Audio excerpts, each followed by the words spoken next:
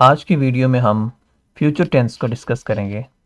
इससे पहले हमने प्रेजेंट और पास्ट टेंस को इन डिटेल डिस्कस किया है, इनकी 4 टाइप्स को डिस्कस किया है और आज हम फ्यूचर टेंस जो है उसकी 4 टाइप्स को डिस्कस करेंगे।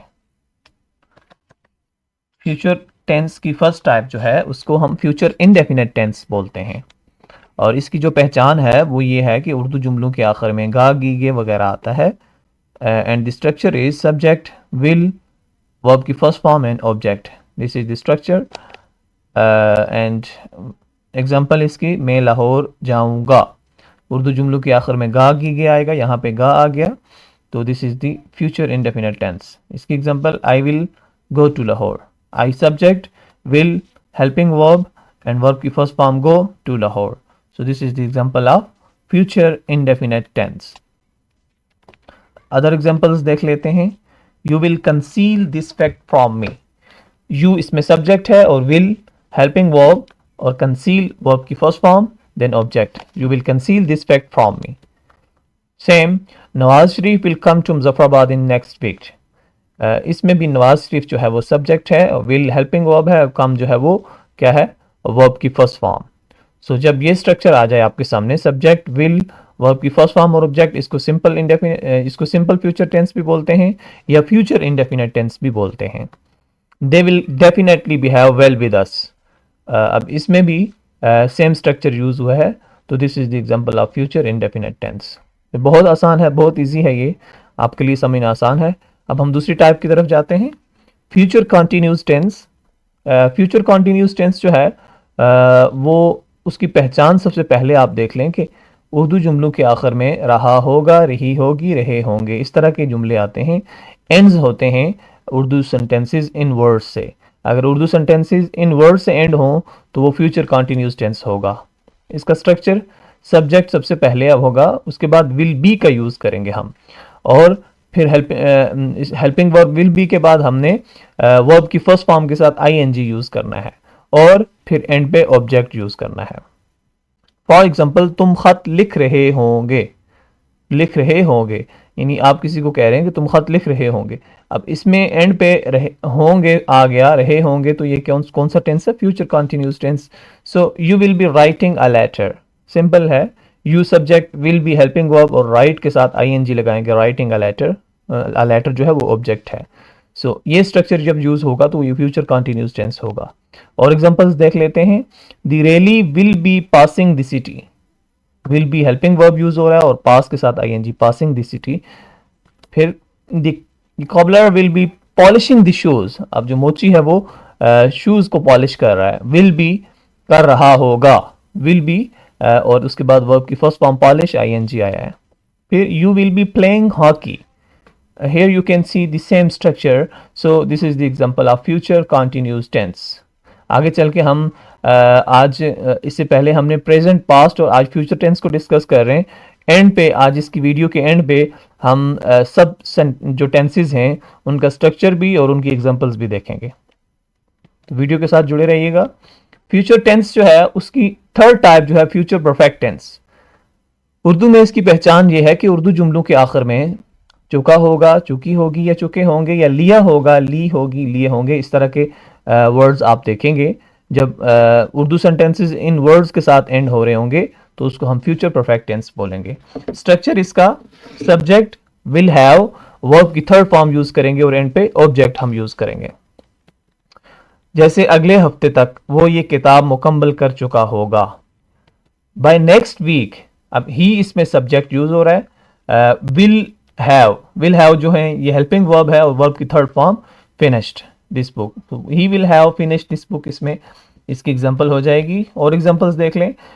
We will have change the house, we will have helping verb और चेंज जो है वर्ब की थर्ड फॉर्म यूज हो रही है, so will have change the house, ये कौन सा टेंस होगा जी, फ्यूचर परफेक्ट टेंस होगा। द पीएन विल हैव रंग द बेल, और ये भी सेम स्ट्रक्चर यूज हुआ है। The workers will have finished their work, यहाँ पे भी सेम स्ट्रक्चर यूज हो रहा है, will have हेल्पिंग वर्ब है सब्जेक्ट के बाद और वर्ब की थर्ड फॉर्म यूज हो रही है। परफेक्ट टेंस, एक चीज आपने ये ज़हन में रखनी है कि परफेक्ट टेंस जो होता है, चाहे वो प्रेजेंट का टेंस हो, पास्ट का हो, फ्यूचर का हो, उसमें हमेशा वर्ब की थर्ड फॉर्म ही यूज होती है।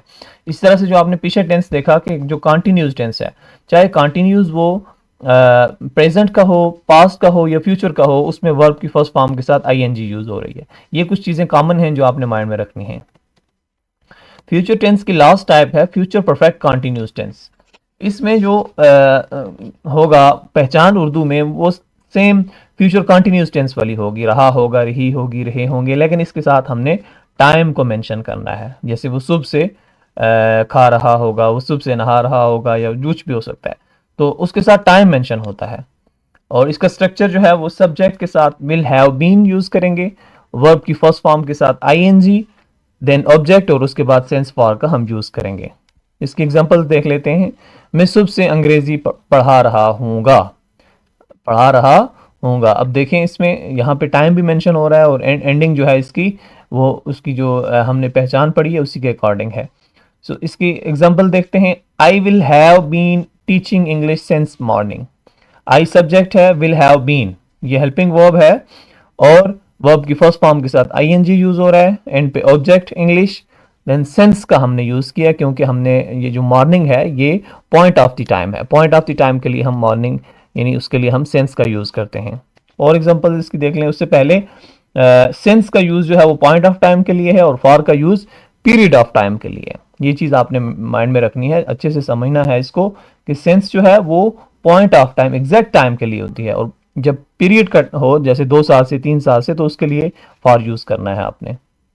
जैसे इसकी हम 2 एग्जांपल देख लेते हैं। और she will have been sewing clothes for 2 weeks. हाँ, 2 हफ्ते से वो कपड़े सी रही होगी। अब इसमें देखें कि 2 हफ्ते कोई पता नहीं है वो कौन से वाले हैं, तो हमने फॉर का यूज़ किया, और जो स्ट्रक्चर है वो हमने फ्यूचर परफेक्ट टेंस का ही यूज़ किया। Subject will have been, verb की फर्स्ट फॉर्म के साथ आईएनजी और ऑब्जेक्ट। इसी तरह से they will have been searching job. हाँ, वो जॉब की तलाश कर रहे होंगे सिंस 2023। यहाँ पे एग्जैक्ट टाइम मेंशन है कि 2023 से वो, तो इसके लिए हमने सेंस का यूज़ किया। जब अगर होता कि वो 2 साल से जॉब की तलाश कर रहे हैं तो फिर हम 2 ईयर्स लिखते, लेकिन जब वो 2 साल एग्जैक्ट 2023 हमने यहाँ पे मेंशन कर दिया, फिर आपने सेंस का यूज़ करना है। अच्छा जी, अब हम सारे टेंसेस जो पढ़े हैं उसका चार्ट भी देखते हैं, और एक बार हम अपना रिवीजन भी कर लेते हैं बेटर अंडरस्टैंडिंग के लिए। जो प्रेजेंट टेंस है उसकी फर्स्ट टाइप जो इनडेफिनेट है, उसका स्ट्रक्चर जो है सब्जेक्ट, वर्ब की फर्स्ट फॉर्म और ऑब्जेक्ट है, जैसे आई राइट अ स्टोरी। इसी तरह से पास्ट इनडेफिनेट जो टेंस है उसमें आपने देखना है क्या क्या कंपैरिजन है। इसमें सब्जेक्ट, वर्ब की सेकंड फॉर्म और ऑब्जेक्ट है, जैसे आई रोट अ स्टोरी। इसी तरह से जो फ्यूचर है इंडेफिनेट टेंस, उसमें सब्जेक्ट, विल, वर्ब की फर्स्ट फॉर्म और ऑब्जेक्ट है। एक चीज आपने माइंड में रखनी है, यहाँ पे देखें स्ट्रक्चर में जस्ट वर्ब की फर्स्ट फॉर्म यूज हो रही है प्रेजेंट में इंडेफिनेट में, पास्ट इंडेफिनेट में वर्ब की सेकंड फॉर्म यूज हो रही है, और फ्यूचर में वर्ब की फर्स्ट फॉर्म ही है, सिर्फ विल का हम यूज कर रहे हैं जो एडिशनल है। हाँ, इस तरह जब आप कंपैरिजन करके टेंसेस को माइंड में रखेंगे तो आपके लिए आसान हो जाएगा। जैसे I will write a story. Continuous tense में देखें, इसका जो प्रेजेंट टेंस है कॉन्टिन्यूस में सब्जेक्ट इज एम आर, और वर्ब की फर्स्ट फॉर्म के साथ आईएनजी और ऑब्जेक्ट है, जैसे I am writing a story. अब पास्ट टेंस में सिर्फ क्या चेंज हो रहा है, पास्ट टेंस में इज एम आर जो है वो वाज वर्ब में चेंज हो रहा है, बाकी सेम स्ट्रक्चर है, तो हम I was writing a story हो जाएगा। इसी तरह से फ्यूचर में वहां पे इज एम आर था, यहां पे वाज वर्ब हो गया, और यहां पे विल बी क्या होगा, फ्यूचर कॉन्टिन्यूस टेंस में विल बी इसके स्ट्रक्चर में आ जाएगा, और विल बी के पास वर्ब की फर्स्ट फॉर्म और उसके साथ आईएनजी होगा। एक चीज जहां पे आपने माइंड में रखनी है, यहां पे भी वर्ब की फर्स्ट फॉर्म के साथ आईएनजी है, यहां पे भी और यहां पे भी। इट्स मीन कॉन्टिन्यूस टेंस में हमेशा प्रेजेंट पार्टिसिपल यूज होता है। प्रेजेंट पार्टिसिपल किसको कहते हैं, वर्ब की फर्स्ट फॉर्म के साथ आईएनजी को बोलते हैं।